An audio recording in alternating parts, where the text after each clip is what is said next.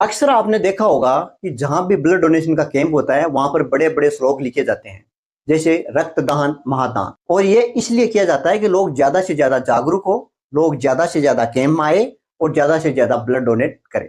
लेकिन आपने वहां पर एक बात ये भी नोट की होगी कि कुछ लोगों को ब्लड डोनेट करने से मना कर दिया जाता है, उनका ब्लड नहीं लिया जाता है, ये कह के कि आप ब्लड डोनेट करने के क्राइटेरिया के अंदर नहीं आते हो। क्राइटेरिया का मतलब आप उनके नियम या उनके मापदंडों के अनुसार फिट नहीं हो। तो क्या ब्लड देने के लिए भी आपको मापदंडों की आवश्यकता होती है, कुछ क्राइटेरिया है। नमस्कार साथियों, लैब टेस्ट ट्यूटर में आपका स्वागत है। प्यारे साथियों, मैं लेके आता हूं आपके लिए मजेदार वीडियो, वो भी ट्रिक के साथ। और इसी कड़ी में आज के वीडियो के अंदर अपन पढ़ेंगे ब्लड डोनर क्राइटेरिया, यानी ब्लड देने के लिए क्या क्या नियम और मापदंड है, उसको पूरा करना होता है। उसके बारे में आज के वीडियो में अपन एक ट्रिक की सहायता से याद करेंगे। ब्लड डोनर क्राइटेरिया क्या होता है, कुछ नियम कानून होते हैं, कुछ मापदंड होते हैं जिनको पूरा करना होता है। उनके अनुसार अगर आप फिट हो तभी आप ब्लड दे सकते हो, अन्यथा आप ब्लड नहीं दे सकते। और ये जो ब्लड डोनेशन का जो क्राइटेरिया है, ये जो लेने वाला है और जो देने वाला है, यानी ब्लड डोनर और ब्लड रिसीव्ड, इन दोनों की हेल्थ को लेकर कहीं इनको हानि नहीं पहुंच जाए, उसके मापदंडों को देखते हुए ये कुछ नियम बनाए जाते हैं और उनको फॉलो करना ही पड़ता है, तभी आप ब्लड डोनेट कर सकते हो। तो आज के वीडियो के अंदर अपन ब्लड डोनर के जो क्राइटेरिया है उसको एक छोटी सी ट्रिक से याद करेंगे। तो बिना देरी किए हुए शुरू करते हैं आज का अपना टॉपिक। चलते हैं डेस्कटॉप पर। ब्लड डोनर क्राइटेरिया, ठीक है। ब्लड का मतलब आप जानते हो, रक्त होता है, ब्लड होता है। डोनर का मतलब ब्लड देने वाला, दानदाता, ब्लड का दान करने वाला। और क्राइटेरिया का मतलब है ब्लड देने के लिए कुछ नियम कानून बना रखे हैं, उनको फॉलो करने वाला, उनके अनुसार फिट होने वाला, ठीक है। ये जो क्राइटेरिया है ब्लड डोनर और ब्लड रिसीवर, यानी ब्लड देने वाला और जिसके चढ़ने वाला है, इन दोनों की हेल्थ के अनुसार बनाया जाता है। देने वाले के भी नुकसान नहीं हो और ब्लड लेने वाले के भी नुकसान नहीं हो। तो ये कुछ चीज़ें दे रखी है, उनके अनुसार अगर आप ब्लड डोनेट करते हो तो बहुत ही कम चांस होते हैं कि ब्लड डोनर के और ब्लड रिसीवर के, यानी लेने वाले और देने वाले दोनों के नुकसान नहीं होता है, ठीक है। तो उसको याद करने के लिए मैं आपको एक छोटी सी ट्रिक का सहारा लूँगा। मुझे पूर्ण उम्मीद है कि एक बार में आपको ये याद हो जाए। तो ट्रिक इस प्रकार है अपनी, डोनर का वेट हो रहा है क्योंकि डोनर का क्राइटेरिया चेक हो रहा है। ये लाइन आपको याद रखनी है। डोनर कौन हो गया, ब्लड देने वाला, उसका इंतजार कर रहे हैं। क्यों कर रहे हैं कि उसका जो क्राइटेरिया है उसको चेक करेंगे अभी, ठीक है। अगर उसमें फिट होता है तो भी ब्लड देगा, नहीं तो वो नहीं देगा। यहाँ से आपको ये चीज़ उठानी है, अपने काम की ये है, ठीक है। वेट हो रहा है, डोनर का वेट हो रहा है क्योंकि डोनर का क्राइटेरिया चेक हो रहा है।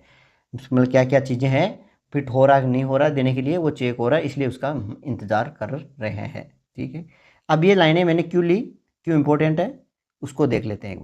देखो ये शब्द है वेट हो रहा है, डब्ल्यू से आपको वेट याद रखना है, वेट कितना होना चाहिए, एज कितनी होनी चाहिए उसको देने के लिए, इंटरवल यानी एक बार अगर ब्लड दे रखा है तो नेक्स्ट टाइम वो कितने दिन बाद में ब्लड दे सकता है, वो चीज़ हमको ध्यान रखनी होती है।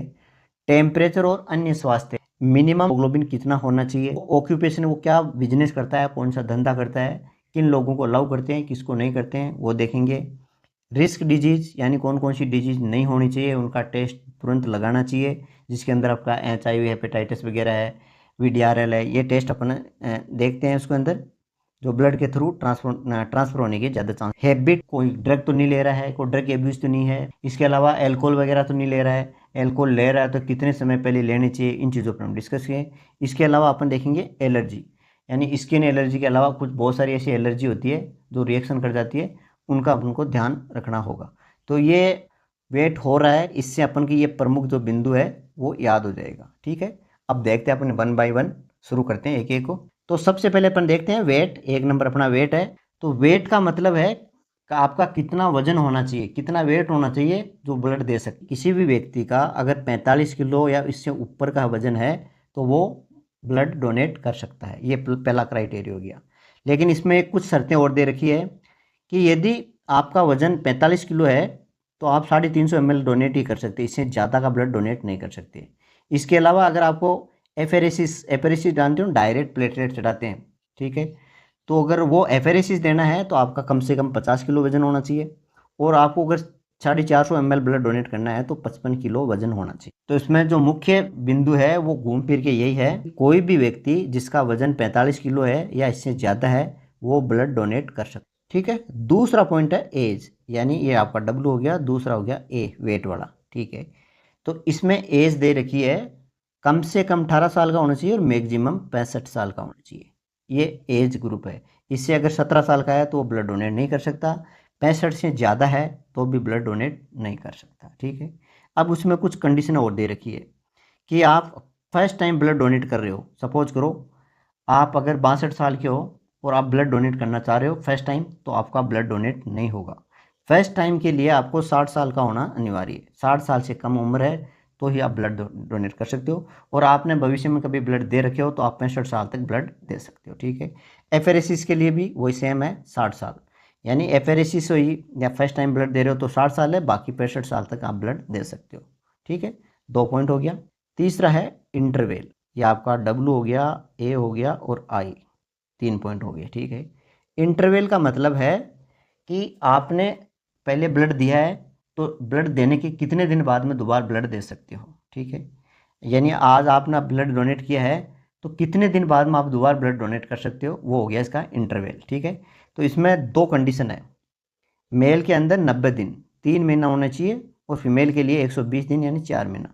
कुल मिला के इंटरवल के लिए अपन ये बोल सकते हैं कि मिनिमम 90 दिन होना ही चाहिए, क्योंकि इससे जो कम का टाइम है इसके अंदर बॉडी है उसमें जो ब्लड वगैरह है वो रिकवर नहीं हो पाता है। रिकवरिंग के लिए कम से कम आपको 3 महीने चाहिए होते हैं, इसलिए आपको 3 महीना का इंतज़ार करना पड़ता है।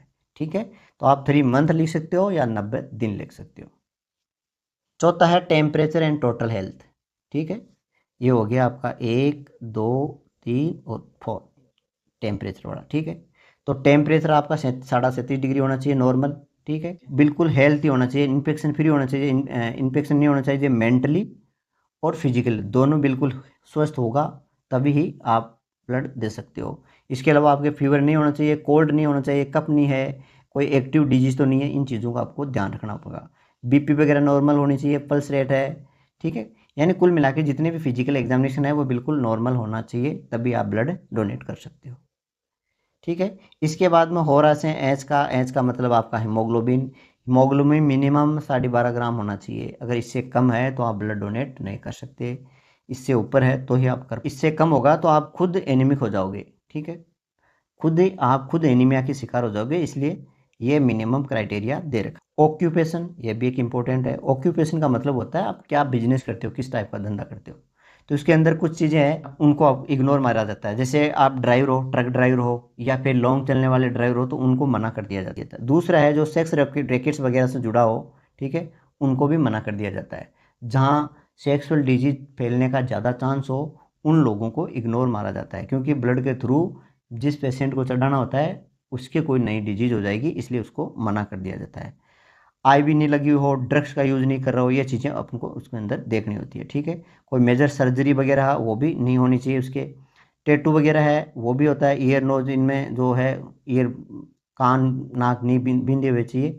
ठीक है। कोई मेजर सर्जरी नहीं की हो, टैटू नहीं खुदाया हो, इन चीज़ों को पालन किया जाता है। ठीक है। रिस्क डिजीज, यानी ऐसी डिजीज जो बहुत ज़्यादा रिस्क की होती है उनका टेस्ट कंफर्म करते हैं। सबसे पहले पूछते हैं आपकी इस टाइप की कोई बीमारी तो नहीं है, हैं। इसके अलावा आपको टेस्ट लगाने होते हैं ब्लड लेते ही, जिसमें आपका जो HIV टेस्ट है, हेपेटाइटिस बी और सी है, सेपेलिसिस है, ट्यूबरकुलोसिस वगैरह की स्क्रीनिंग की जाती है।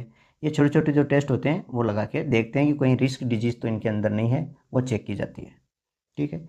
इसके अलावा ऐसे आपको हैबिट याद रखनी है। हैबिट का मतलब है आप क्या खाते पीते हो, कोई गलत आदत तो नहीं है। ठीक है। यदि आपने अल्कोहल ले रखी हो, दारू पीती हो, तो इसकी कंडीशन है कि 24 घंटे के अंदर आपने दारू नहीं पी हो। अगर 24 घंटे के अंदर आपने दारू पी रखी है तो आपका ब्लड नहीं लिया जाएगा। 24 घंटे पहले से आपने दारू पी रखी है तो आपका ब्लड ले लिया। अल्कोहल का जो ब्लड के अंदर असर है वो 24 घंटे तक रहता है। यदि किसी ने 24 घंटे के अंदर दारू पी रखी है, एल्कोहल का यूज़ कर रखा है, तो उसको डोनेशन नहीं करवाया जाता है।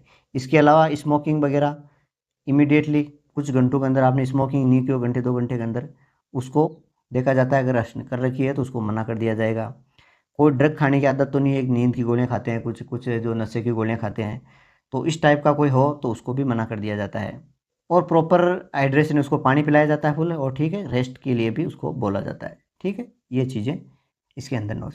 लास्ट वाला पॉइंट आता है एलर्जी, यानी मेन तो क्या है, किसी ड्रग से एलर्जी नहीं हो या फिर किसी की स्किन एलर्जी तो नहीं हो, इस टाइप की किसी को हो तो उनको मना कर दिया जाता है। तो ये था अपना छोटा सा टॉपिक, आशा करता हूँ आपको पसंद आया होगा। पसंद आया तो शेयर और लाइक जरूर करें। मिलते हैं नेक्स्ट वीडियो में, धन्यवाद।